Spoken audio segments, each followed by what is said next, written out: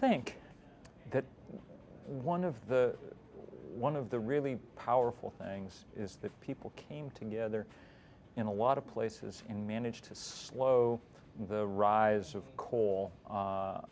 The protest against new coal-fired power plants meant that we went from having 150 on the books a few years ago to having very few now. Most of those didn't get built.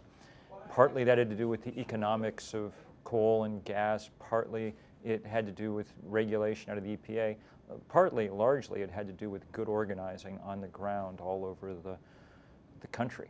Now, it must be said that the downside to that is we've begun in a huge way to export the coal that we would otherwise have burned here. And so people are trying to build rail lines out to the Pacific and coal ports there. They're taking it out of the Gulf Coast and out of the Atlantic to places like China. And even more than tobacco, secondhand carbon is exactly as dangerous as firsthand carbon in terms of climate warming. It doesn't matter where you burn it. So it's not an unmitigated victory. So far, none of these are. The biggest outpouring of people in one place was this fight against the Keystone Pipeline last year.